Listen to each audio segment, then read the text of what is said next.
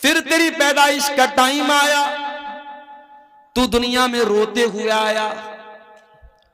तेरा बाप हंस रहा था, तेरे घर वाले हंस रहे थे, लेकिन तू रोता हुआ चिल्लाता हुआ दुनिया में आया। आया तो तू रो रहा था, सब हंस रहे थे। और एक दिन ऐसा भी आएगा जब तू चुपचाप दुनिया से चला जाएगा और तेरे जाने पर तेरे घर वाले रोते रह जाएंगे। रोता हुआ इंसान आता है और रुलाता हुआ दुनिया में छोड़ के सबको चला जाता है। इंसान की जिंदगी बस रोने और रुलाने के दरमियान है मेरे प्यारे साथी। इंसान इस दुनिया में आया, 50 साल की जिंदगी उसको अल्लाह ताला ने दी, 60 साल की जिंदगी उसको अल्लाह ताला ने दी। जवानी का दौर उसने देखा, बुढ़ापे का दौर उसने पाया, ताकत भी उसको मिली, दौलत भी उसको मिली। सवाल ये पैदा होता है, ये जिंदगी अल्लाह ताला ने क्यों दी है? इस जिंदगी का मकसद क्या है? इस जिंदगी का उद्देश्य क्या है? इस जीवन का उद्देश्य क्या है? इस जिंदगी का पर्पस और मकसद क्या है? कुरान का 29वां पारा उठाओ, अल्लाह ताला हमारी पैदाइश का मकसद बयान करता है। फरमाया अल्लज़ी खलक़ल मौत वल हयात लियब्लुवकुम अय्युकुम अहसनु अमला। मेरे बंदो, हमने जीवन और मृत्यु का जो सिस्टम बनाया है, हमने तुमको जो पैदा किया है, हमने मौत को बनाया, हमने जिंदगी को बनाया।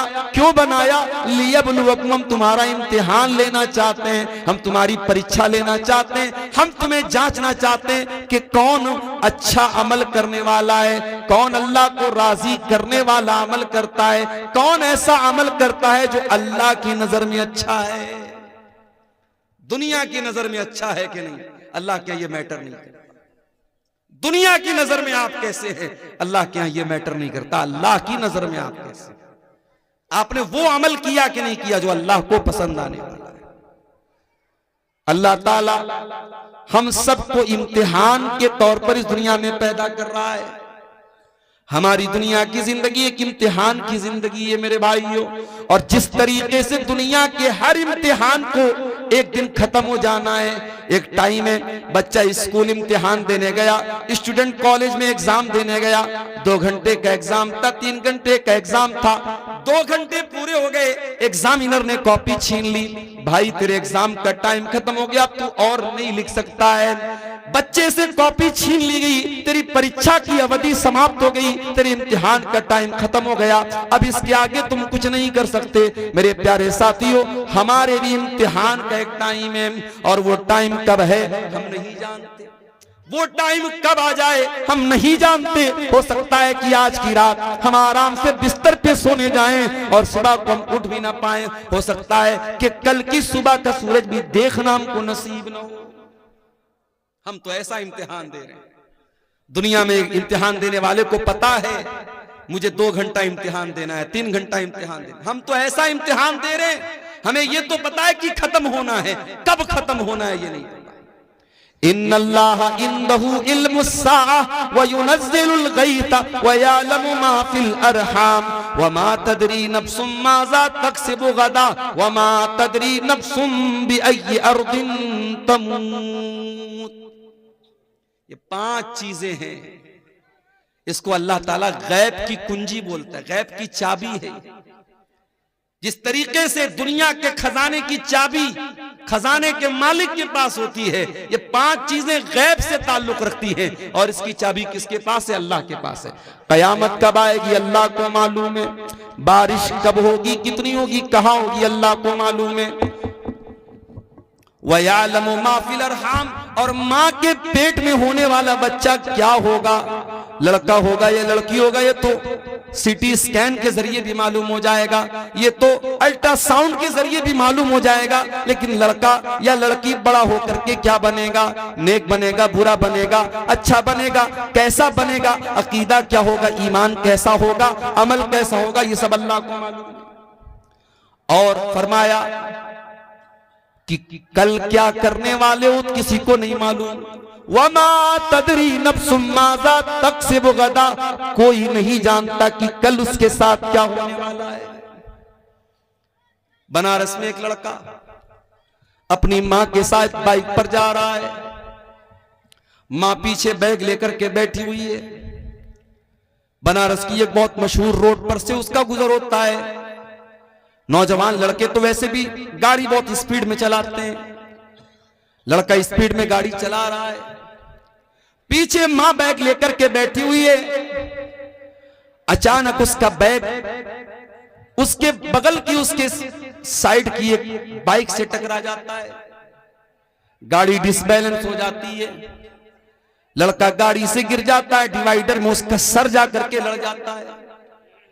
घर से चला था मां को ड्रॉप करने और स्पीड में गाड़ी चला रहा था, उसका सर डिवाइडर से टकरा जाता है। 12-13 दिन गुजर गए, आज अभी तक लड़का हॉस्पिटल में कोमा की हालत में है, मौत और जिंदगी से जूझ रहा है। वमा तदरी नफ्सुम माज़ा तक्सिबु गदा, कोई नहीं जानता कि कल उसके साथ क्या होने वाला है। सामान 100 बरस का है, पल की खबर नहीं। इंसान 100 साल आगे की प्लानिंग करके चल रहा है, लेकिन कल क्या होने वाला है इंसान उस बात की गारंटी नहीं दे सकता। और फरमाया पांचवी चीज, वमा तदरी नफ्सुम बिअय्यि अर्दिन तमूत, कोई नहीं जानता कि वो कहां मरेगा, कब मरेगा, छोड़ कैसे मरेगा, छोड़ कहां मरेगा। बाबुआन का रहने वाला, बसमतिया का रहने वाला, नेपाल बॉर्डर का रहने वाला इस बात की गारंटी नहीं दे सकता कि मैं अपने गांव में, अपने इलाके में, अपने घर में मरूंगा। अल्लामा एहसान इलाही ज़हीर, लाहौर में बम धमाके में हमला होता है, उन जख्मी हो जाते हैं। जलसे के दौरान बम धमाका होता है, कई उलमा मौके पर शहीद हो जाते हैं। अल्लामा एहसान इलाही ज़हीर, जिनको सऊदी अरब की हुकूमत भी बहुत उनकी इज्जत करती थी, वहां की हुकूमत ने ऑफर किया उनकी बॉडी को, उनके शरीर को, उनको रियाज के हॉस्पिटल में ले जाकर के एडमिट कराया गया, सऊदी अरब की राजधानी रियाज।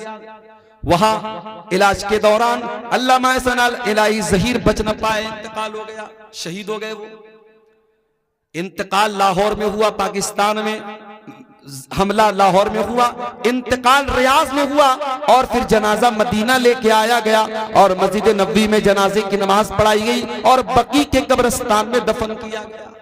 वमा तदरी नफ्सुम बिअय्यि अर्ज़िन तमूत, कोई नहीं जानता कहां मरेगा, कब्र की मिट्टी नसीब होगी कि नहीं होगी, घर वाले उसकी मिट्टी दे पाएंगे कि नहीं दे पाएंगे, इस बात की भी कोई गारंटी नहीं है। मेरे भाइयों, हम और आप तो वो इम्तिहान दे रहे हैं, हमें तो ये भी पता नहीं इम्तिहान की कॉपी कब छीन ली जाए। ऐ इंसान, तू कितना नादान है, तू दुनिया में इम्तिहान देने के लिए आया है और तुझे ये भी पता है कि वो इम्तिहान हो सकता है कल खत्म हो जाए, हो सकता है परसों खत्म हो जाए। तुझे ये भी नहीं मालूम कि तेरा इम्तिहान कब खत्म हो जाएगा और कब तेरा हिसाब शुरू हो जाएगा। ऐ इंसान, फिर भी तू गफलत में पड़ा हुआ है, तुझे अपने इम्तिहान की कोई टेंशन नहीं है। इक़्तरब लिन्नास हिसाबुहुम व हुम फी गफलतिन मुअरिदून। ऐ इंसानों, तुम कितने नादान हो, तुम्हारे हिसाब का टाइम करीब आ चुका है, फिर भी तुम गफलत में पड़े हुए हो। इसीलिए हमारे नबी फरमाते हैं, जाया करो कभी कभी कब्रिस्तान, ज़ूरुल क़ुबूर, ऐ मेरी उम्मत के लोगों कब्रिस्तान जाया करो, फ़इन्नहा तुज़क्किरुकुमुल आखिरा, कब्रिस्तान जाओगे, मरे हुए लोगों की कब्रों को देखोगे, जब मुर्दा लोगों के घरों को, उनकी कब्रों को देखोगे, तुम्हें आखिरत की याद आएगी, तुम्हें अपना अंजाम याद आएगा। बिल्डिंगों में रहते हुए शायद मौत ना याद आए, बाल बच्चों के साथ हंसते खेलते हुए शायद तुम्हें मौत याद ना आए, दुनिया के पैसे गिनते हुए शायद तुम्हें मौत न याद आए, बैंक बैलेंस को चेक करते हुए शायद तुम्हें मौत याद ना आए, फेसबुक की रील्स देखते हुए शायद तुम्हें मौत याद ना आए, दुनिया की रंगीनियों में खो करके शायद तुम्हें मौत याद ना आए। लेकिन जब तुम कब्रिस्तान जाओगे, तुम देखोगे कल का करोड़पति भी उसी मिट्टी के अंदर लेटा हुआ है, कल का अरबपति भी उसी मिट्टी के अंदर लेटा हुआ है। बहुत बड़ा आलिम दीन था, बहुत बड़ी बड़ी तकरीरें करता था, आज वो भी इसी मिट्टी के नीचे दफन हो चुका है। बड़ा नाम कमाया करता था, बड़ी शोहरत थी, बड़ी इज्जत थी, आज वो भी इसी मिट्टी की चादर ओढ़ के सोया है। फ़इन्नहा तुज़क्किरुकुमुल आखिरा, जब तुम कब्रिस्तान को देखोगे, जब तुम कब्रों को देखोगे, तो तुम्हें मौत की याद आएगी। मौत को याद किया करो। मौत हमारी औकात हमें याद दिलाती है, मौत हमारी हैसियत हमें याद दिलाती है। इंसान को जब ये लगने लगे इस दुनिया में मैं सबसे ज्यादा सुप्रीम हूं, मेरे ऊपर कोई ताकत नहीं, कोई पावर नहीं है, मैं सबसे बड़ा पावरफुल हूं, मौत आकर के बता देती है कि इंसान तू किस खेत की मूली है। बहुत बड़ा बादशाह था फिरौन, बहुत बड़ा बादशाह था फिरौन, इतना बड़ा बादशाह था कि अल्लाह ताला का मजाक उड़ाता था। मूसा अलैहिस्सलाम से कहता था कि ऐ मूसा तू क्या मुझसे बात करेगा, ऐ मूसा तू क्या मुझसे बात करेगा, अरे तेरी जुबान में तो लुकनत है, तेरी जुबान में लड़खड़ाहट है, ऐ मूसा तू मुझसे बात करने के लायक नहीं है। मूसा का मजाक उड़ाया, अल्लाह के नबी का मजाक उड़ाया, उसने तो अल्लाह का भी मजाक उड़ाया। कहा कि ऐ हामान मेरे लिए महल बना दे, सीढ़ी लगा दे, मैं जरा झांक करके देखूं कि मूसा का रब कैसा है, मूसा का अल्लाह कैसा है। उसने अल्लाह का मजाक उड़ाया, उसने मूसा अलैहिस्सलाम का मजाक उड़ाया। उसने यहां तक कहा हाज़िल अनहारु तजरी मिन तहती, ऐ मूसा ये देखो मैं मिस्र का बादशाह हूं और बड़ी बड़ी नदियां मेरी सल्तनत में बहती हैं, मेरे महल के नीचे से दरिया बहता है, मैं तो दरियाओं का मालिक हूं, मैं तो इन नदियों का मालिक हूं। अल्लाह ने कहा ऐ फिरौन अब तेरे गुरूर को मैं खाक में मिलाता हूं। फिरौन को कैसी मौत आई? फिरौन को अल्लाह ताला ने दरियाए कुलजुम में डुबा करके मार दिया। उसी दरिया में मूसा अलैहिस्सलाम के लिए रास्ता बन गया और उसी दरिया में फिरौन की कब्र बन गई, फिरौन डूब गया। और फिरौन जब डूब गया तो अल्लाह ने फरमाया कम तरकू मिन जन्नातिन व उयून व ज़ुरूइन व मकामिन करीम व नामतिन कानू फाकिहीन। देखो जरा फिरौन कितने बड़े बड़े महल छोड़ के गया था, कितने बड़े बड़े बागात छोड़ के गया था, कितने अच्छे अच्छे मकामात छोड़ के गया था। कज़ालिका व औरसनाहा कौमन आखरीन, आज फिरौन के महलों का हमने किसी और को वारिस बना दिया। महल फिरौन का है, बाग फिरौन का है और उसकी नहरें फिरौन की है, लेकिन आज फायदा उठाने वाले और लोग हैं। इसलिए मेरे भाइयों कभी भी अपनी ताकत पर गुरूर मत करना, ताकत तो फिरौन के पास भी थी। कभी अपनी दौलत पे गुरूर मत करना। बहुत दौलत वाला आया तो दुनिया में कारून, इस कदर दौलत थी उसके पास, कुरान कहता है कि जब वो उसके खजानों की चाबियों को अल्लाह कहता है कि बड़े बड़े पहलवान व आतैनाहु मिनल कुनूज़ि मा इन्न मफातिहहु लतनू बिल उस्बति उलिल कुव्वा, बड़े बड़े पहलवान कारून के खजाने की चाबियों को बड़ी मुश्किल से उठाते थे। खजाना नहीं, खजाने की चाबियों को, खजाने के ताले की चाबियों को बड़े बड़े पहलवान बड़ी मुश्किल से उठाते थे। इतनी दौलत थी कारून के पास। जब वो सज धज करके निकलता था कौम के लोग ठंडी सांस ले करके कहते थे काश हमारे पास भी इतनी दौलत होती। और कारून बड़े नाज से कहता था इन्नमा ऊतीतुहु अला इल्मिन, ये दौलत तो मेरी नॉलेज से मिली है, ये बाप दादा से मैंने नहीं कमाई, ये मैंने अपनी नॉलेज से कमाई है। क्या अंजाम हुआ कारून का? कारून जो अपनी दौलत पर बड़ा नाज करता था, जो अल्लाह को नहीं मानता था, जो आखिरत को नहीं मानता था, फखसफना बिही व बिदारिहिल अर्दा, अल्लाह ने कारून को भी जमीन में धसा दिया, उसके सारे खजाने को, सारे महल को जमीन में धसा दिया। मेरे प्यारे साथियों कभी अपनी दौलत पर भी गुरूर न करना। गुरूर का अंजाम बड़ा बुरा होता है और मौत आकर के इंसान के गुरूर को खाक में मिला देती है।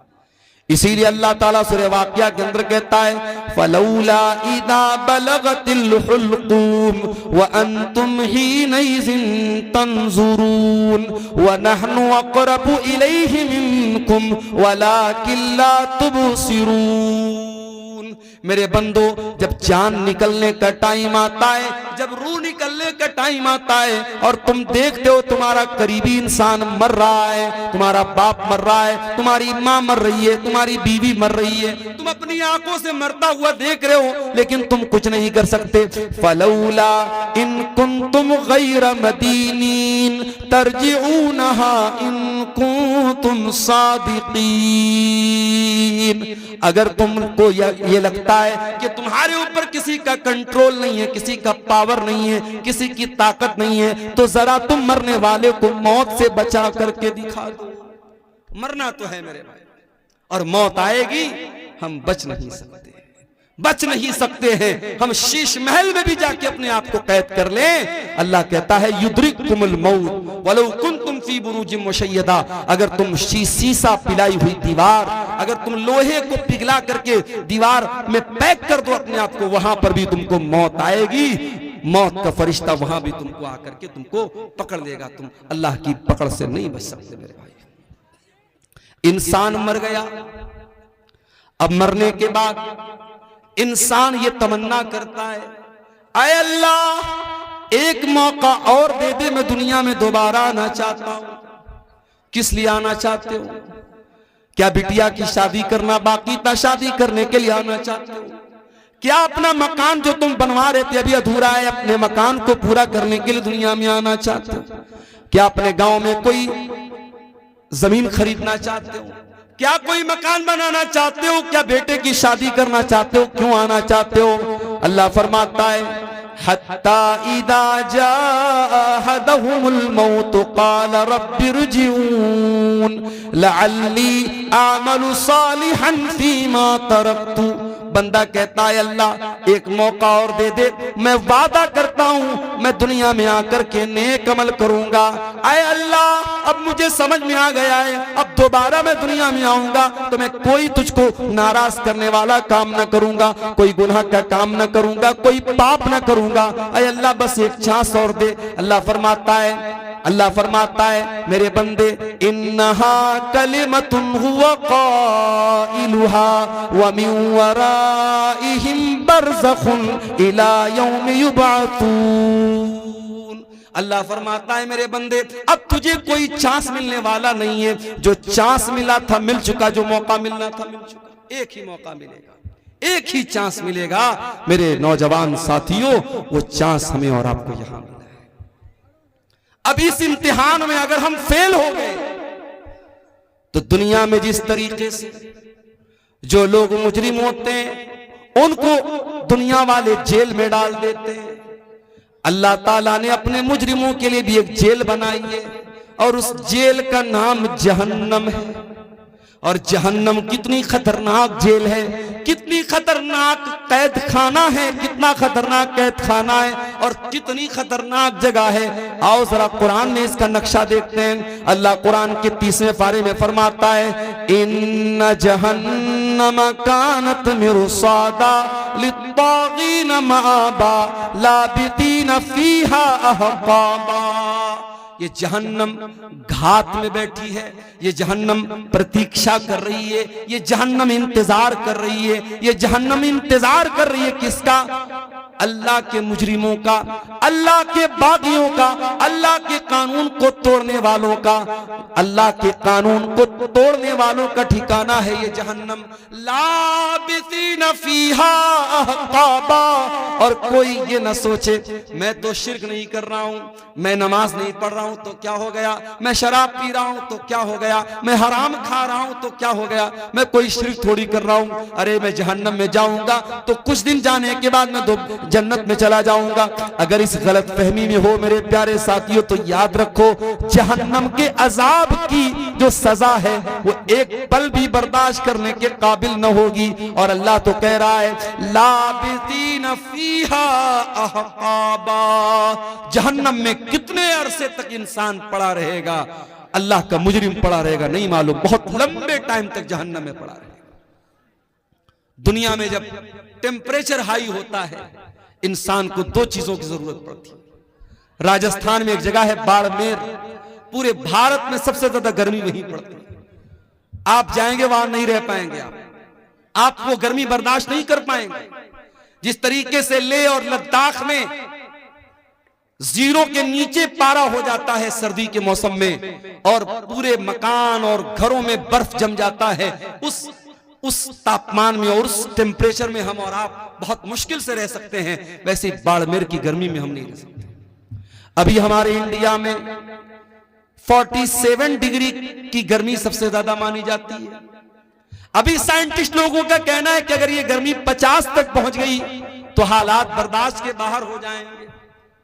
और मैं एक बात अपनी तकरीरों में भी कहता हूं कि पानी की कदर किया करो मेरे भाइयों। ये जो पानी हम लोग बहाते हैं, फजूल बहाते हैं, सरकारी पानी आ रहा है, नल खोल दिया बह रहा है, एक बाल्टी पानी में नहा सकते हैं, 4-4 बाल्टी पानी में नहा रहे हैं, एक कपड़े को एक बाल्टी में धो सकते हैं, 10-10 बाल्टी बर्बाद कर रहे हैं। पानी को बर्बाद न करो मेरे भाइयों। अफ्रीका की राजधानी है केप टाउन। केप टाउन के अंदर जितना ग्राउंड के अंदर पानी है, सब पानी खत्म हो चुका है। साउथ अफ्रीका की राजधानी है केप टाउन, वहां पानी खत्म हो चुका है ग्राउंड पर। और साइंटिस्ट का कहना है कि अगर भारत में पानी की बर्बादी नहीं रुकी तो 2040 तक भारत के बड़े बड़े शहरों में, दिल्ली, मुंबई, चेन्नई, बेंगलोर में ग्राउंड के अंदर, जमीन के अंदर का पानी खत्म हो जाएगा। पानी बहुत बड़ी नेमत है, पानी का इस्तेमाल बहुत एहतियात के साथ किया। हमारे नबी की सुन्नत भी है, हमारे नबी सल्लल्लाहु अलैहि वसल्लम बहुत कम पानी में वजू कर लेते थे और बहुत कम पानी में गुस्ल कर लेते थे। हमारे यहाँ तो माशाअल्लाह नल का इंतजाम है, टोटी का इंतजाम है, खोल लिया तो लोग बेदर्दी से पानी बहा रहे हैं। मेरे प्यारे साथियों, पानी की कदर करो, पानी बहुत बड़ी नेमत है। जब गर्मी बढ़ती है तो पानी की जरूरत पड़ती है, गर्मी बढ़ती है तो ठंडक की जरूरत पड़ती है। अल्लाह फरमाता है ला यज़ूक़ून फ़ीहा बरदन वला शराबा, जहन्नम के अंदर ना तो जहन्नमियों को ठंडक मिलेगी ना पानी मिलेगा।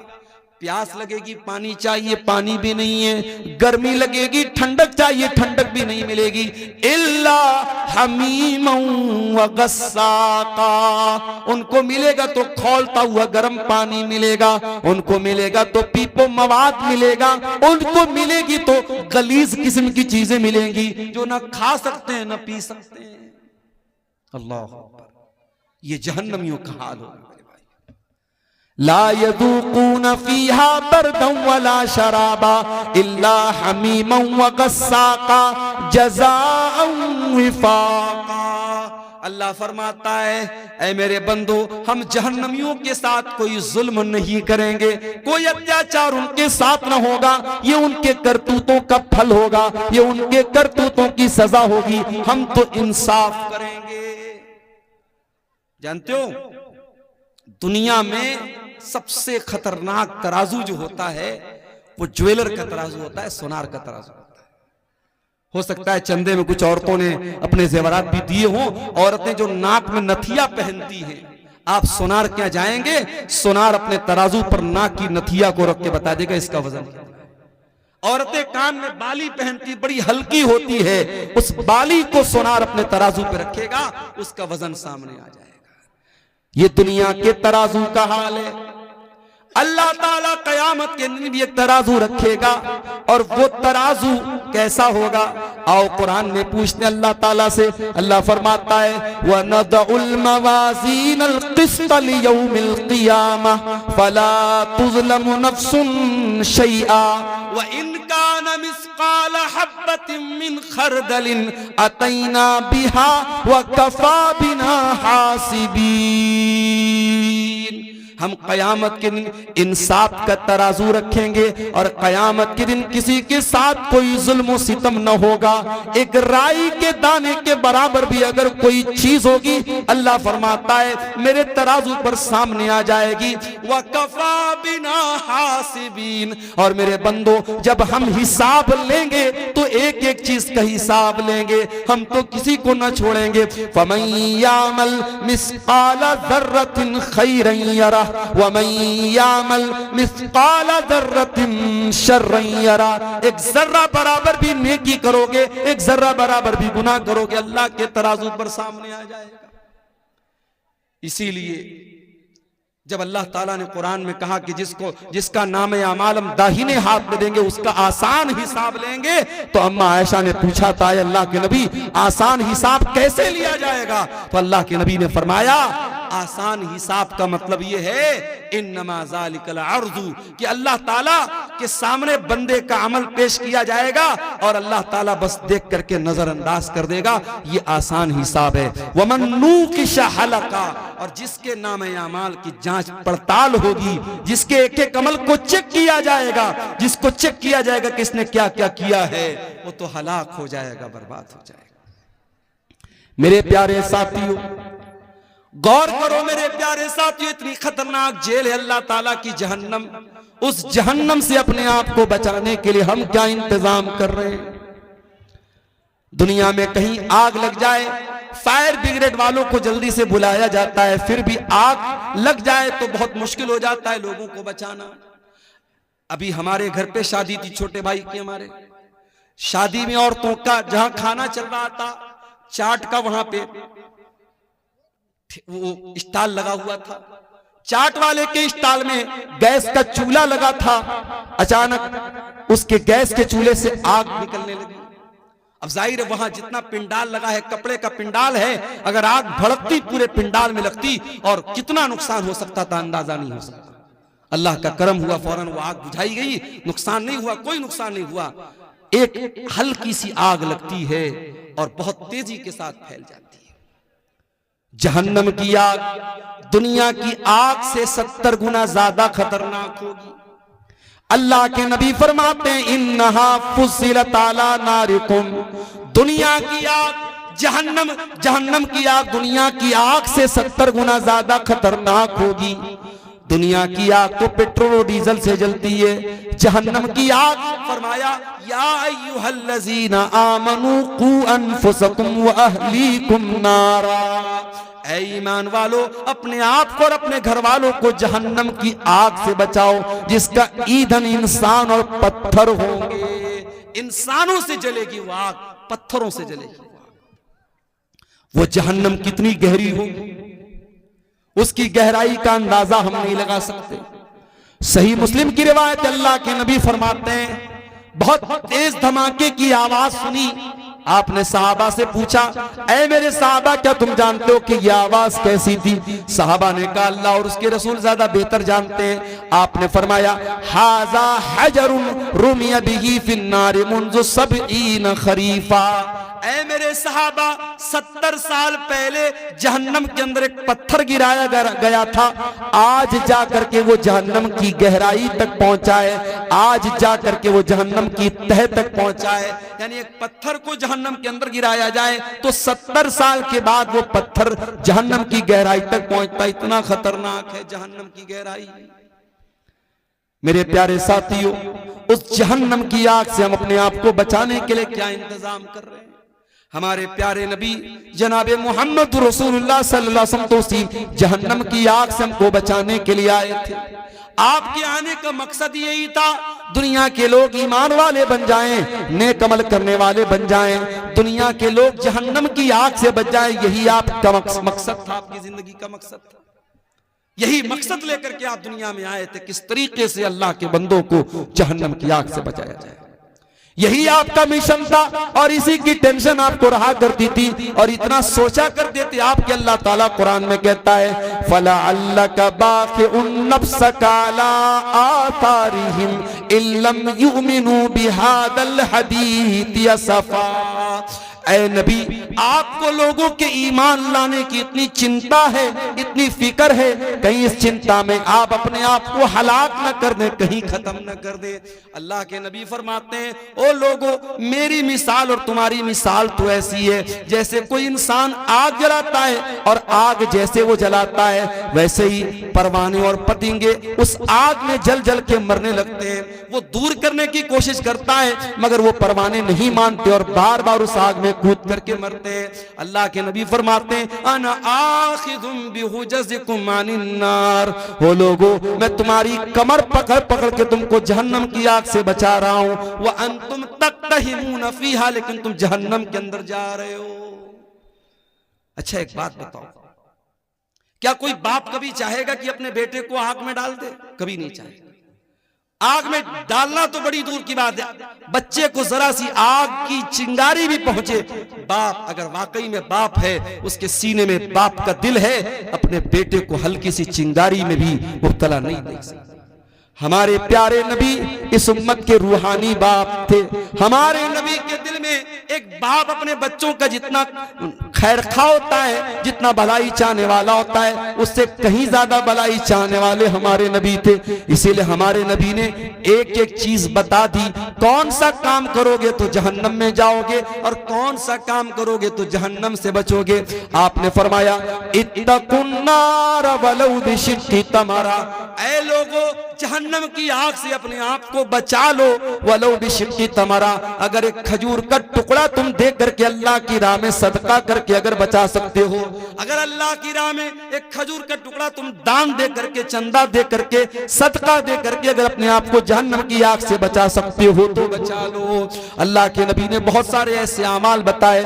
आपने फरमाया मन सल्लल बरदैनी दखलल जन्ना, जो फजर की नमाज और असर की नमाज, जो दो ठंडी नमाजें, जो इन दोनों नमाजों को पाबंदी से पढ़ेगा वो जन्नत में जाएगा। बहुत सारे अमाल आपने ऐसे बताए हैं जो हमको जहन्नम से बचाने वाले और जन्नत में लेकर के जाने वाले। अब आइए कुछ ऐसे अमाल भी आपके सामने बयान कर दूं जो जहन्नम में लेकर के जाने वाले, इसलिए कि बीमारी का इलाज ये भी होता है कभी कभी कि हम बीमारी को जान जाएं। कहते हैं ना जानकारी ही बचाव है। जब हमें यह मालूम हो जाए कि ये चीज हमको जहन्नम में लेकर के जाने वाली है, हम उससे अपने आप को बचाएंगे, इंशाअल्लाह हम जहन्नम से जाने से इंशाअल्लाह बच जाएंगे।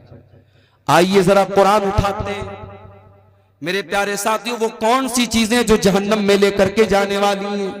सबसे पहली चीज और सबसे खतरनाक चीज जो जहन्नम में लेकर के जाने वाली है, कुरान कहता है इन्नल्लाह ला यगफिरु अन युशरक बिही व यगफिरु मा दून ज़ालिका लिमन यशा।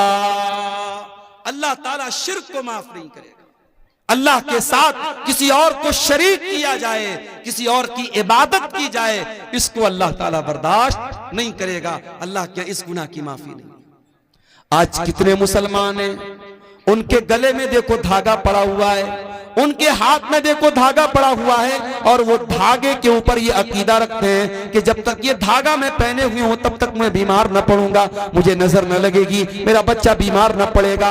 मेरे प्यारे साथियों, कितने मुसलमान हैं जो बुतों के आगे नहीं तो कम से कम कब्रों के आगे जाकर के सजदा कर रहे हैं, कितने पेड़ के आगे जाकर के धागा बांध रहे हैं, कितने मुसलमान हैं जो जानवरों तक की बनाई हुई कब्रों पर जाकर के सर झुका रहे हैं। मौलाना अल्ताफ हुसैन हाली ने बड़ा सच्चा नक्शा खींचा था, कहा था करे गैर गर बुत की पूजा तो काफिर, कवाकिब में माने करिश्मा तो काफिर, झुके आग पर बहरे सजदा तो काफिर, जो ठहरा है बेटा खुदा का तो काफिर, मगर मोमिनों पर कुशादा है राहें, परस्तिश करे शौक से जिसकी चाहे, नबी को जो चाहे खुदा कर दिखाएं, इमामों का रुतबा नबी से बढ़ाएं, मजारों पे जा जा के नजरें चढ़ाएं, शहीदों से जा जा के मांगे दुआएं, न तौहीद में कुछ फर्क इससे आए, न इस्लाम बिगड़े न ईमान जाए। मुसलमान ये समझता है उसने कलमा पढ़ लिया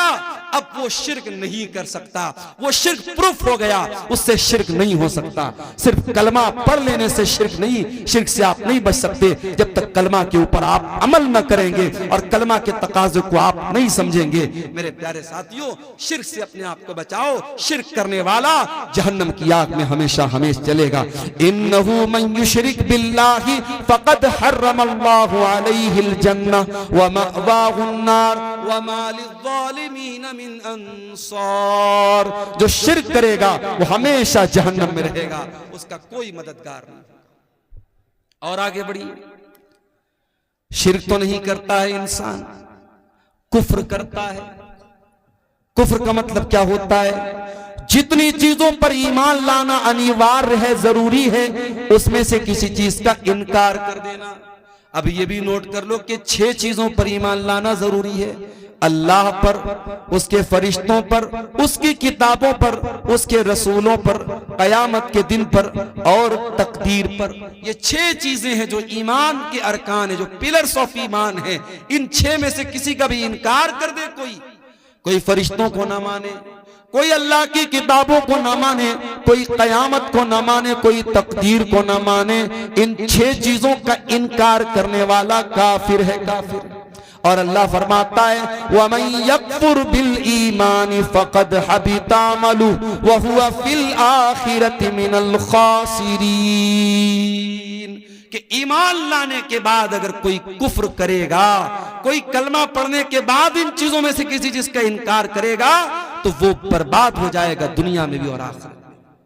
तो मेरे भाइयों, शरीयत में जितनी चीजें फर्ज हैं, जरूरी हैं, अगर उनका भी कोई इनकार करता है, मिसाल के तौर पर अगर कोई रोजा नहीं रखता है तो गुनहगार है, लेकिन अगर कोई रोजे का इनकार करता है तो काफिर है। कोई नमाज नहीं पढ़ता है तो गुनहगार है, लेकिन अगर कोई नमाज का इनकार करता है तो वो काफिर है। कोई ज़कात नहीं देता है तो गुनहगार है, कोई ज़कात का इनकार कर दे तो काफिर है। कोई हज नहीं कर रहा है ताकत के बावजूद तो वो गुनहगार है, फासिक है, लेकिन अगर हज का इनकार कर दे, हज की फर्जियत का इनकार कर दे तो वो काफिर हो जाता है। तो ये दूसरी चीज है जो जहन्नम में लेकर के जाने वाली।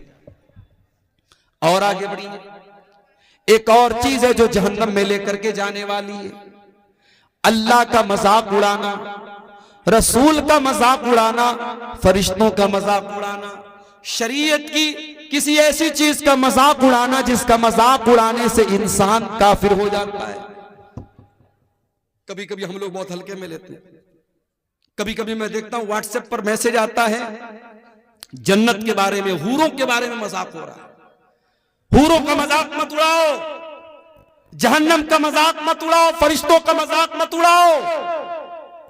ये इतना खतरनाक मामला है, जन्नत और जहन्नम का मजाक उड़ाने वाला अगर तौबा न करे इस्लाम से खारिज हो सकता है। अल्लाह के रसूल के दौर में कुछ मुनाफिकों ने अल्लाह के रसूल का मजाक उड़ाया।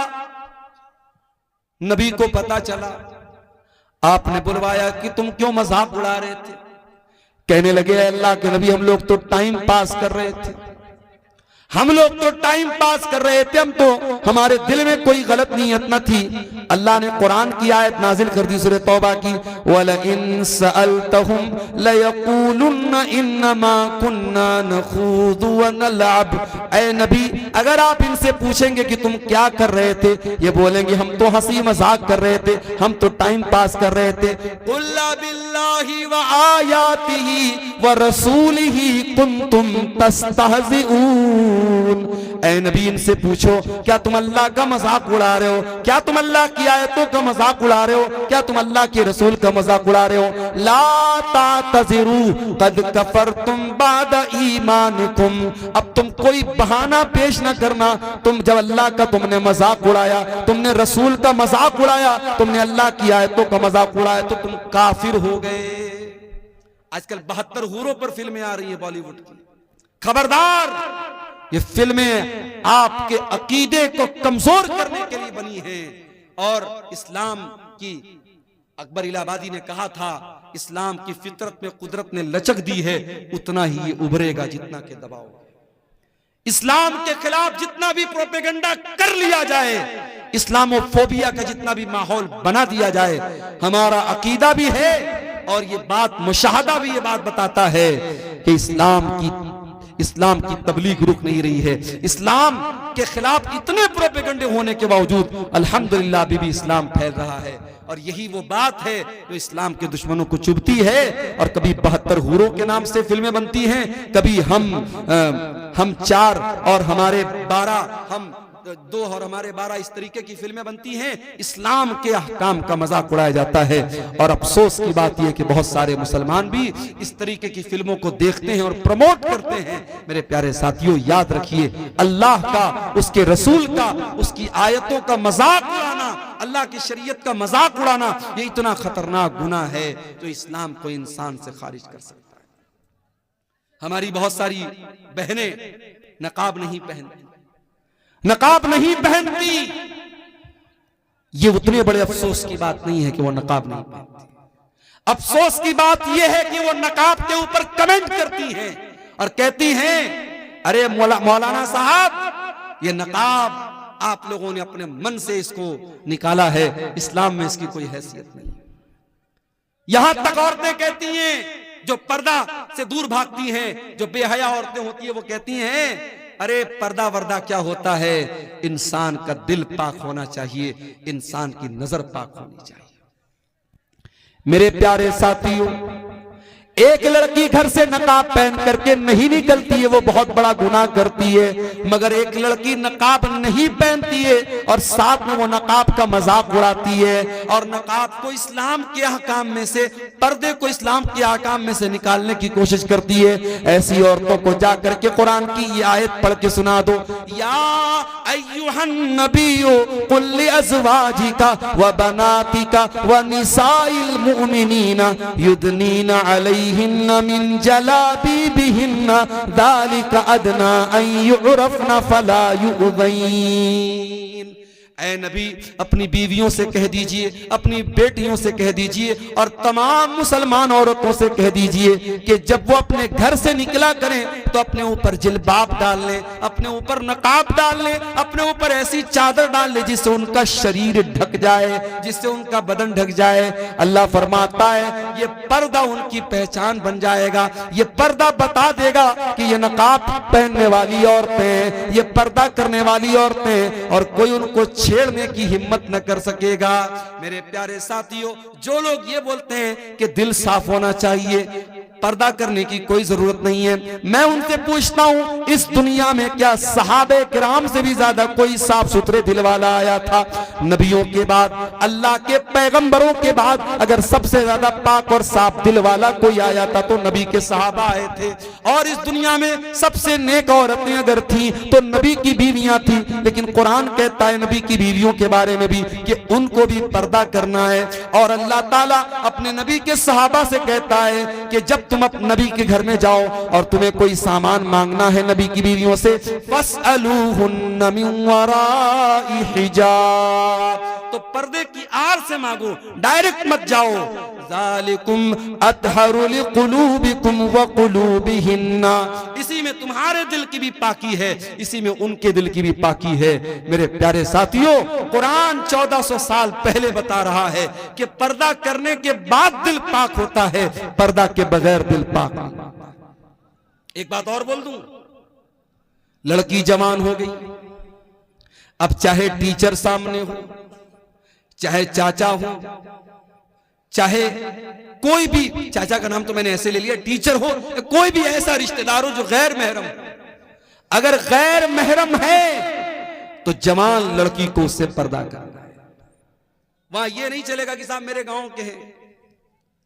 मैंने एक मरतबा तकरीर में बोल दिया था, बड़ा उस पर बवाल भी हुआ, एक लड़की के बारे में जो बहुत मशहूर हुई थी पूरे इंडिया में। वो नकाब में एक स्कूल कॉलेज में जा रही थी और उसके ऊपर जब फिरका परस्तों ने हमला करने की कोशिश की, उसने नारे तकबीर लगाया था, पूरी दुनिया में उस लड़की का बड़ा नाम वायरल हुआ था। लेकिन बाद में एक और वीडियो आया जिसमें मैंने देखा कि एक अजनबी आदमी, एक कोई भी अजनबी आदमी उसके घर जाता है उसको शाबाशी देने के लिए और उस जवान लड़की के कंधे पर हाथ रखता है।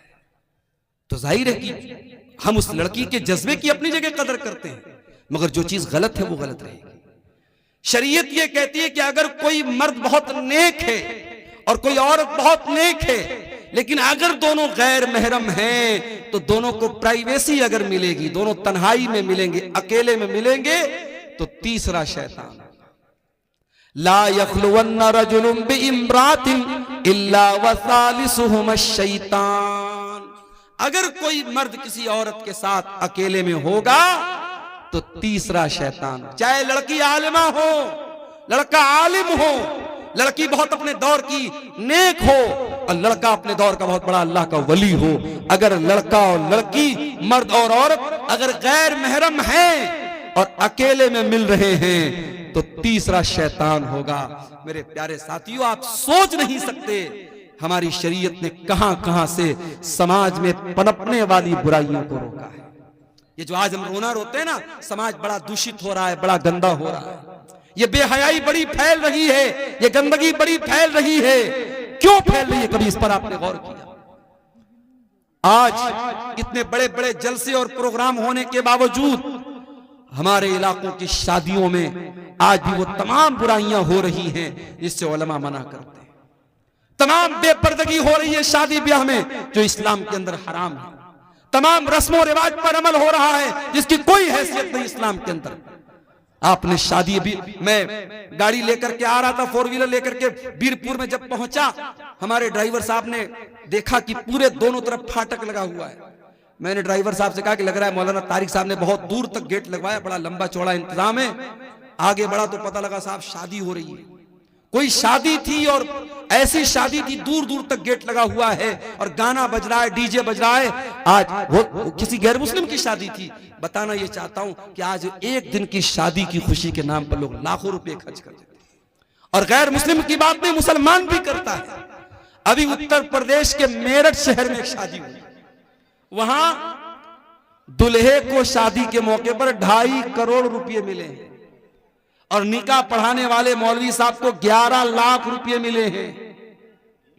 और एक रस्म होती है घड़ी पहनाई, दुल्हे को साली लोग घड़ी पहनाती हैं, उस घड़ी की पहनाई की जो है वो जो पैसा उसका दिया गया 11 लाख रुपए उसका दिया गया। हमारे यहाँ मदरसे में एक दिन चर्चा चल रही थी कि मदरसे में पढ़ाना छोड़ के चल के हम लोग मेरठ में निकाह पढ़ाए, एक निकाह का 11 लाख रुपया मिला। तो ये मुसलमान के हालात हैं इस कौम के। इस कौम के बच्चे भूखे मर रहे हैं, जिस कौम की औरतें, बेवा औरतें खाने को तरस रही हैं, इस कौम की यतीम बच्चियां बदकारी का रास्ता अपना रही हैं, उस कौम के नौजवान शादी ब्याह पर इतनी फजूल खर्ची कर रहे हैं। उत्तर प्रदेश के सिद्धार्थनगर में एक शादी हुई, मुसलमान की शादी है और नोटों की बारिश कर रहा है दुल्हा। 20 लाख रुपए उसने पानी की तरह बारात में बहा दिए।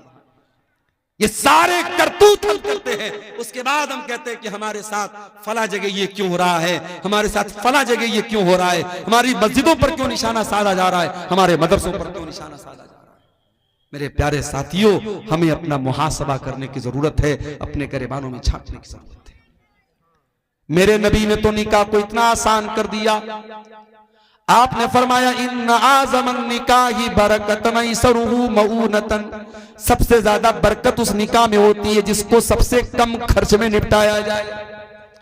नबी के दौर में निकाह होता था, बहुत मामूली खर्च में निकाह हो जाता था।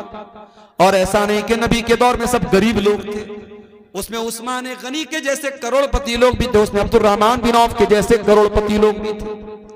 दौलत वाले होते थे या गरीब होते थे, बड़े सिंपल तरीके से निकाह कर लेते थे और बीवी को ले आते थे।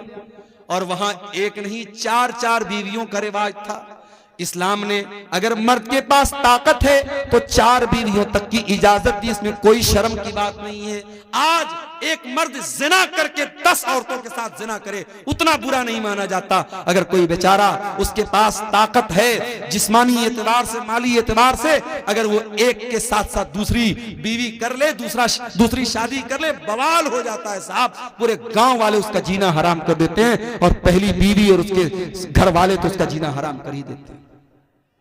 याद रखो मेरे भाइयों, हलाल को मुश्किल बनाओगे, हराम आसान हो जाएगा। और आज हराम आसान हो चुका है और हमारी और आपकी सोच से बहुत ऊपर जा चुका है। जिनाकारी और बदकारी मुस्लिम समाज में इतनी आम होती चली जा रही है। मेरे पास आए दिन फोन आता है और ऐसे ऐसे मसले पूछे जाते हैं, अल्लाह की पनाह, शर्म आती है। मौलवी साहब, लड़के ने लड़की के साथ गलत काम कर लिया, फिर लोगों ने शादी करा दी, शादी के 3 महीने के बाद बच्चा हो गया। अब क्या किया जाए, क्या दोबारा निकाह करना पड़ेगा?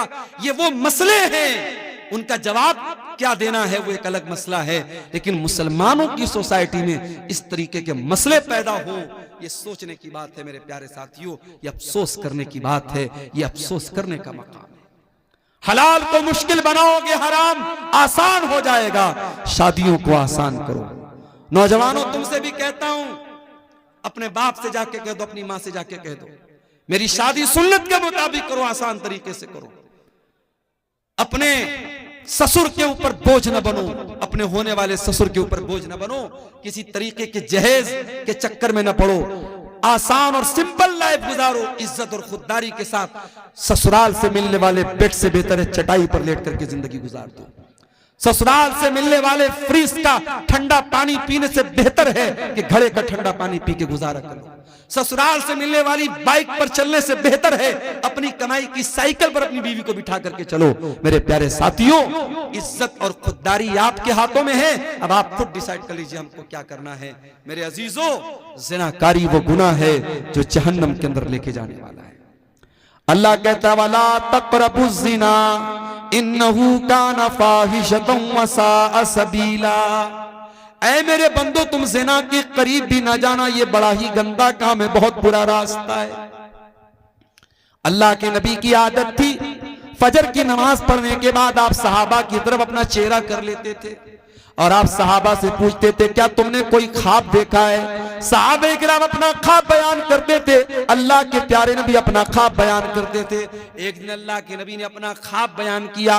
उस ख्वाब में अल्लाह ताला ने अपने नबी को जहन्नम के अजाब के बहुत सारे मनाजिर दिखाए थे। बहुत लंबी हदीस है, मैं पूरी हदीस आपके सामने नहीं पढ़ना चाहता हूँ, उसका एक टुकड़ा आपके सामने पढ़ना चाहता हूँ कि अल्लाह के नबी ने उस ख्वाब में देखा कि आपका गुजर एक ऐसी जगह से हुआ जो तंदूर के जैसी जगह थी। तंदूर जिसमें रोटी बनाई जाती है, तंदूर के जैसी कोई जगह थी। अल्लाह के नबी फरमाते जब मैंने झांक करके देखा फैज़ा फीही लगतुन व अस्वातुन, उस तंदूर के अंदर से आवाजें आ रही थी, चिल्लाने की आवाजें। मैंने जब झांक करके देखा तो उसमें बहुत सारे मर्द औरत उल्टे लटके हुए थे और सबके सब बरहना थे, सबके सब नंगे थे। उसके बदन पर कोई कपड़ा न था, मर्द भी नंगे औरतें भी नंगे, वो उल्टे लटके हुए थे और जहन्नम की आग आती थी और उनकी शर्मगाहों में दाखिल हो रही थी।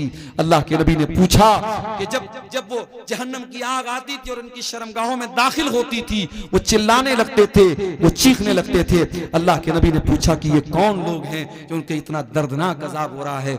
जवाब मिला हाउलाई ज़ुनात व ज़वानी, ऐ अल्लाह के नबी ये ज़िनाकार मर्द हैं और ज़िनाकार औरतें हैं। मेरे भाइयों, इस समाज से इस बुराई को मिटाना है तो ये दो काम करना हमको बहुत जरूरी है।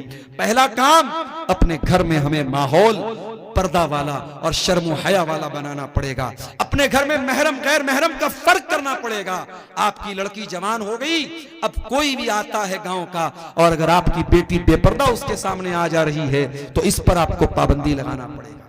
मैं जानता हूं जिस माहौल में ये चीजें आम हो जाती हैं वहां बचना बहुत मुश्किल हो जाता है, मगर मैं ये भी जानता हूं कि साउथ अफ्रीका का क्रिकेटर हाशिम अमला अगर उस मुल्क में जहां हर तरफ नंगी औरतें घूमती हों, अगर उस मुल्क में उसकी बीवी सर से पैर तक नकाब में चल सकती है तो आपके इलाके में अगर ये पर्दे का माहौल न हो, लेकिन अगर आप चाहेंगे, अगर बाप चाहेगा, अगर माँ चाहेगी तो उसकी बेटी इस माहौल पर भी इंशाअल्लाह अमल करेगी।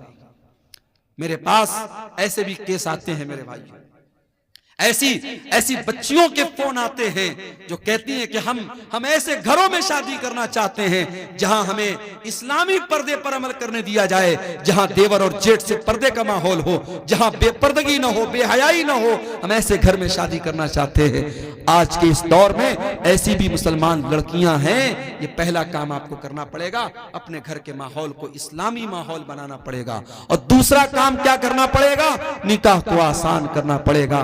जब तक आप ये काम नहीं करेंगे मेरे प्यारे साथियों, ज़िनाकारी और बदकारी को नहीं रोक सकते। जहन्नम में लेकर के जाने वाला एक और अमल है सूद खाना, ब्याज खाना। अल्लाह के नबी ने लानत की है बाकायदा, लानल्लाहु आकिल रिबा व मुकिलहु व कातिबहु व शाहिदैहि। सूद खाने वाला, सूद खिलाने वाला, सूद की गवाही देने वाला, सूद को लिखने वाला, सब पर अल्लाह की लानत हो। और कुरान कहता है फ़इल्लम तफ़अलू फ़अज़नू बिहर्बिन मिनल्लाहि व रसूलिही। अगर सूद खाने वाला, अगर सूद खाने से बाज नहीं आता है, अगर ब्याज खाने वाला अगर ब्याज खाने से बाज नहीं आता है तो कुरान कहता है अल्लाह से और उसके रसूल से जंग करने के लिए तैयार हो जाओ। आज कौन ब्याज नहीं खा रहा है? किसका सेविंग अकाउंट नहीं है? सबका सेविंग अकाउंट है और सबके अकाउंट में, किसी के अकाउंट में 10 रुपया, किसी के अकाउंट में 100 रुपया, किसी के अकाउंट में 1 लाख रुपया, जिसकी जितनी कैपिटल है उस हिसाब से ब्याज आ रहा है। और ये तो वो ब्याज है जो सेविंग अकाउंट में मिलती है। कितने मुसलमान तो बाकायदा एफडी कराते हैं, बैंक में 1 लाख रुपया जमा कर दिया, 1 लाख पर 1,06,000 रुपया हर साल ब्याज बैंक दे रहा है। कितने बड़े बड़े पैसे वाले मुसलमान इसी ब्याज के जरिए पैसा कमा रहे हैं। माफ करना मेरे भाई, इतना बड़ा गुनाह है ये ब्याज। अल्लाह के नबी ने फरमाया कि अपनी सगी मां के साथ जिना करने से भी बड़ा गुनाह है।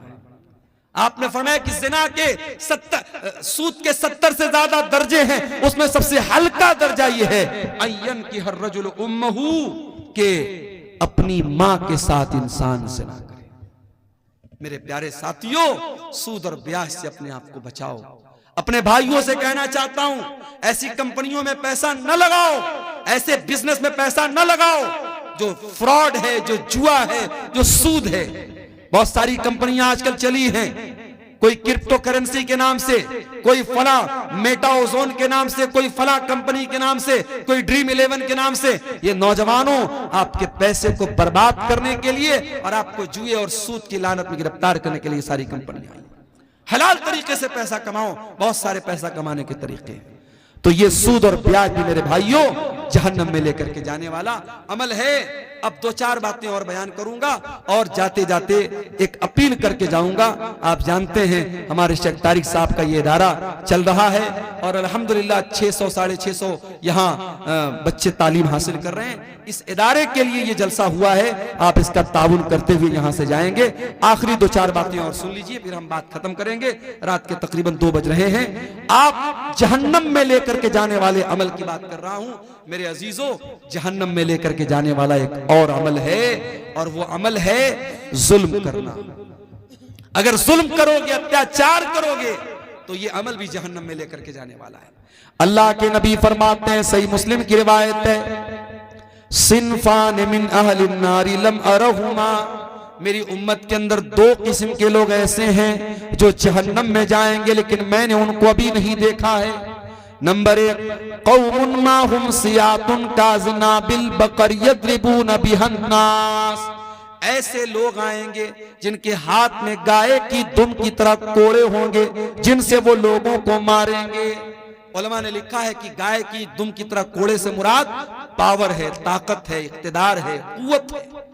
आज अगर किसी के पास कोई ताकत है और अपनी ताकत के जरिए वो दूसरों पर जुल्म कर रहा है, बेकसूरों को मार रहा है, 1,41,000 जी माशाअल्लाह, ये 1,41,000 रुपये नेपाली हैं। किसी अल्लाह के बंदे ने इस इदारे में ताउन के तौर पे दिया है। अल्लाह ताला इस भाई के ताउन को कबूल फरमाए, इसके माल में अल्लाह ताला बरकत अता फरमाए।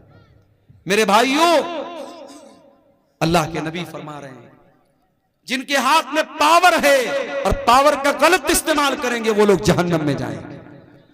आप देख रहे हैं अभी मुल्क के हालात क्या हैं और हमारे जिस स्टेट से मैं आता हूं उस स्टेट के हालात भी आप देख रहे हैं। किस तरीके से बेकसूर को कसूरवार और कसूरवार को बेकसूर बनाया जाता हम जानते हैं। लेकिन हां, 2-4 उम्मीदों के दिए अब भी हैं रोशन, माजी की हवेली अभी वीरान नहीं है। अगर शर्जील इमाम नाम का वो लड़का जिसको बेकसूर जेल की काल कोठरी में डाला गया, तो आज अल्लाह का फजल और करम है उस लड़के की बहन ने अपनी तालीम के बल पर जो जज बन गई, अदालत की गालिबन हाई कोर्ट की वो जज बनी है, उसने दुनिया को दिखा दिया कि तुम जुल्म करके हमारे टैलेंट को नहीं रोक सकते हो, हमारी सलाहियत को नहीं रोक सकते हो। मेरे प्यारे साथियों, जालिम याद रखे, हर जालिम ये बात याद रखे कि अल्लाह ताला ने हर फिरौन के लिए मूसा का इंतजाम करके रखा हुआ है।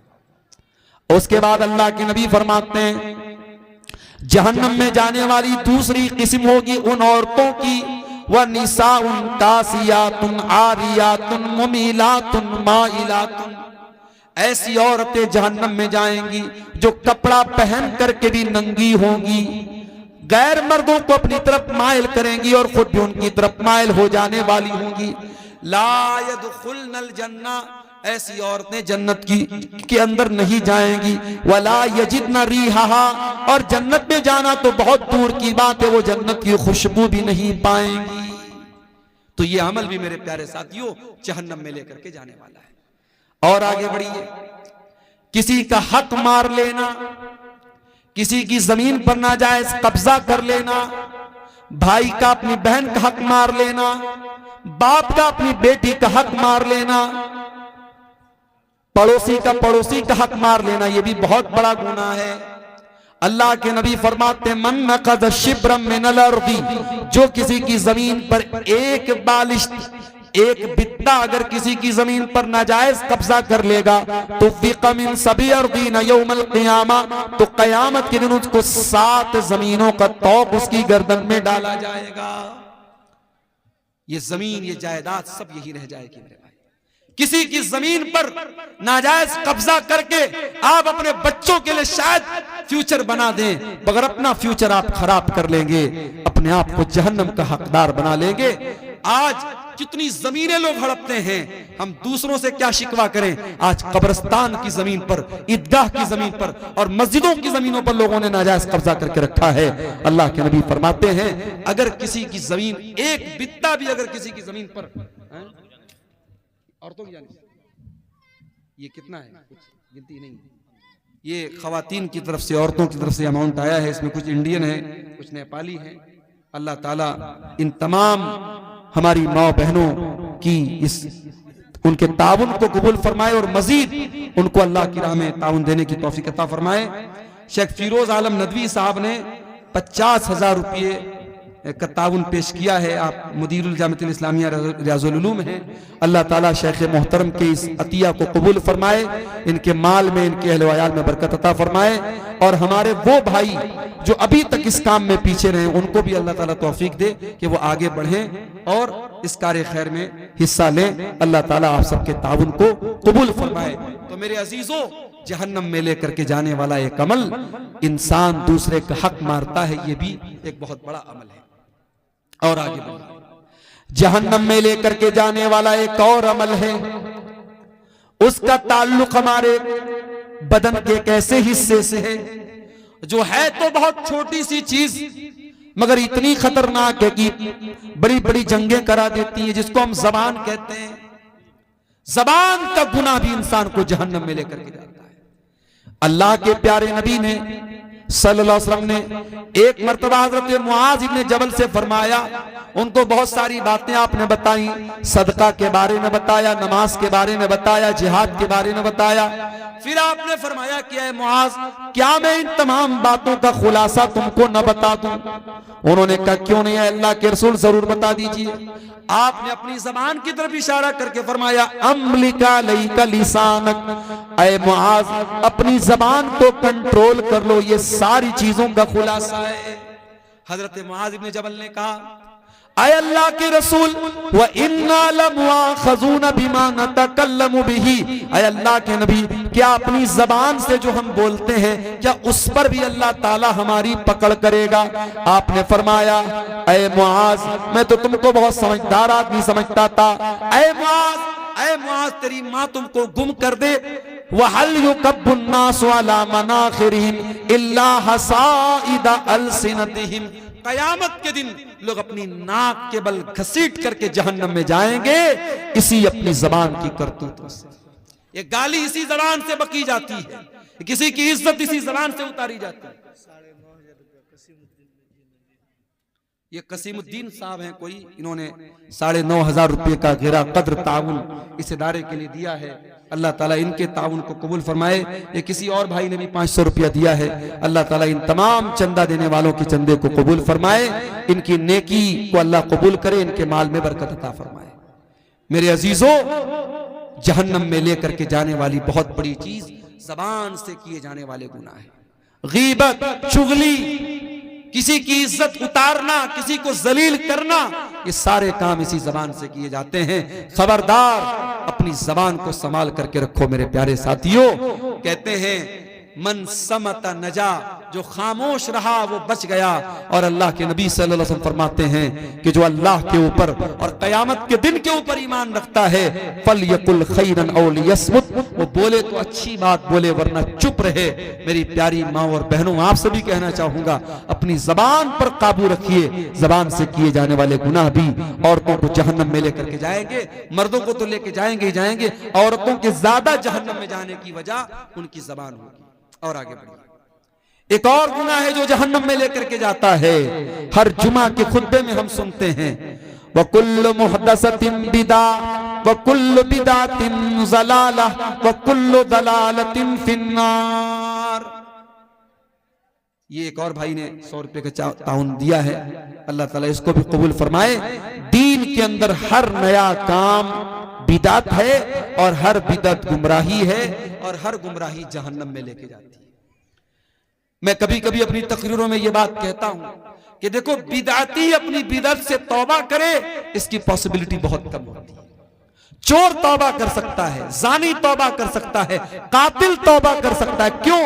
कातिल को पता है मैं गलत काम कर रहा हूं, जानी को पता है मैं गुनाह का काम कर रहा हूं, चोर को पता है मैं चोरी करके गुनाह का काम कर रहा हूं। मगर बिदाती, बिदअत करने वाला अपने आप को नेक समझ करके और अपनी बिदअत को नेकी समझ के करता है, इसलिए उसका तौबा करना बहुत मुश्किल होता है। इसीलिए मेरे प्यारे साथियों, बिदअती के तौबा करने की उम्मीद बहुत कम होती है, या आप कह सकते हैं कि बिदअती से तौबा की तौफीक छीन ली जाती है। इसीलिए उलमा कहते हैं कि जहां कोई बिदअत पैदा होती है वहां कोई सुन्नत खत्म हो जाती है। हमारे यहाँ बहुत सारी मस्जिदों में फर्ज नमाज के बाद इज्तिमाई दुआ होती है। जैसे ही सलाम फेरा, इमाम साहब ने हाथ उठा के दुआ करना शुरू किया और सारे मुक्तदी भी इज्तिमाई तौर पे दुआ करते हैं। जाहिर है कि ये अमल बिदात है।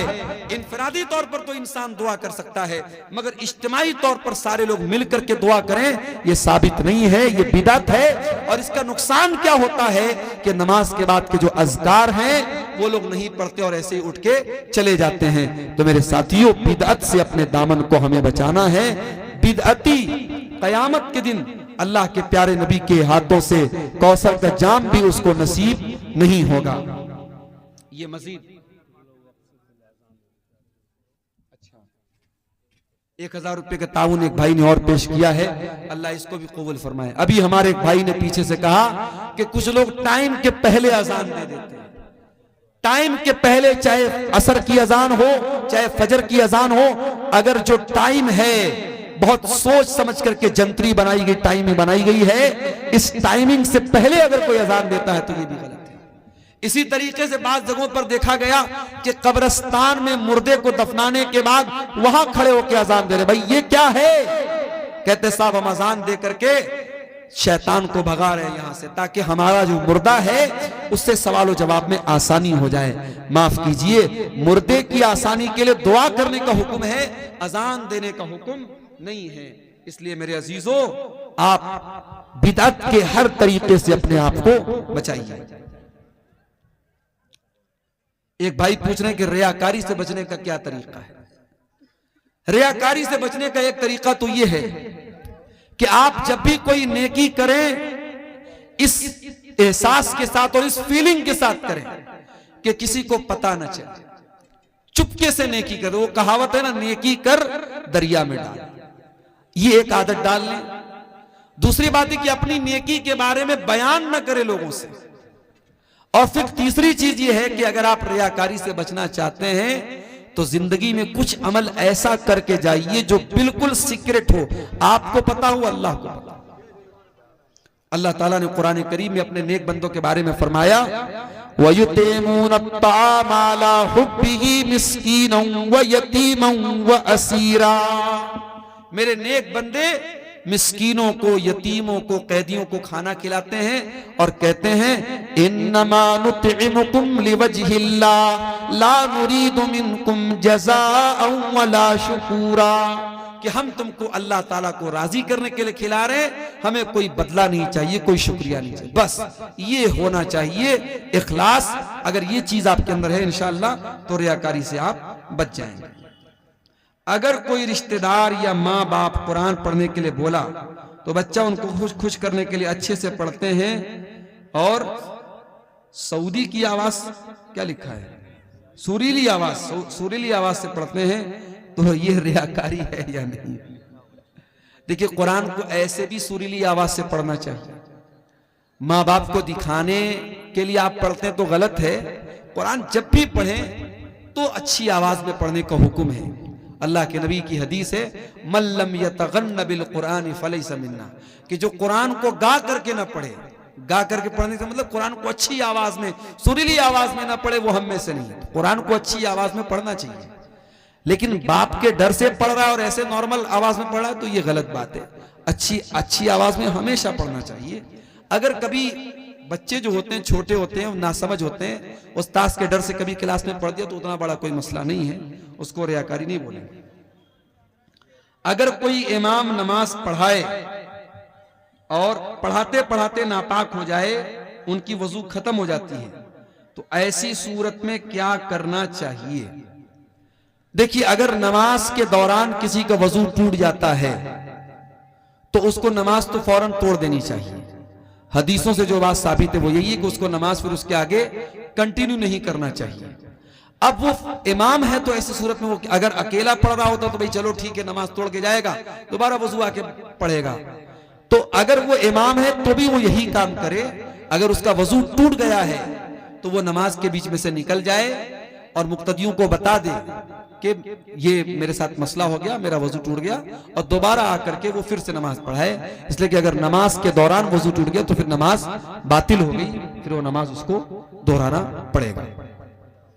हजरत उमर फारूक रज़ी अल्लाह अन्हु की शहादत का जो वाकया है कि उनके ऊपर जब अबू लुलू फिरोज ने हमला किया था तो वो गिर पड़े थे, लेकिन उन्होंने गिरते हुए अब्दुर्रहमान बिन औफ को आगे बढ़ाया और बाकी नमाज उन्होंने पढ़ाई। तो वहां मसला दूसरा था, वहां नमाज बातिल नहीं हो रही थी।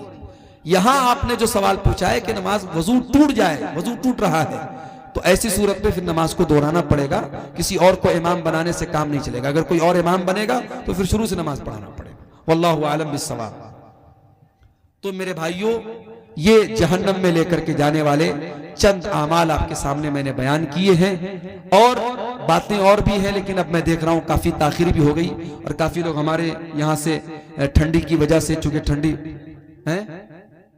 ठंडी भी बढ़ रही है, मैं आखिर में यही कहूंगा कि जहन्नम जैसी खतरनाक जगह से हमें और आपको अल्लाह ताला से पनाह भी मांगनी चाहिए और हमें दुआ भी करनी चाहिए अल्लाह ताला से कि हमें जहन्नम के अजाब से बचाए, और इसी तरीके से हमें वो अमाल भी करने चाहिए जो हमें जहन्नम में लेकर के जाने से बचा ले। सवाल पूछा गया कि बिदअती के पीछे नमाज होगी या नहीं होगी। देखिए, इसमें थोड़ी सी तफसील है। अगर कोई बिदअती है और आपको मालूम है कि ये ऐसी बिदअत करता है जो इंसान को इस्लाम से खारिज कर देती है, मिसाल के तौर पर कोई इमाम नमाज पढ़ा रहा है और वो कब्र पे सजदा करता है, गैरुल्लाह से मदद मांगता है, तो जाहिर है कि ये बिदअत तो कुफ्र तक लेके जा रही है, शिर्क तक लेके जा रही है। ऐसे इमाम के पीछे आप नमाज नहीं पढ़ेंगे।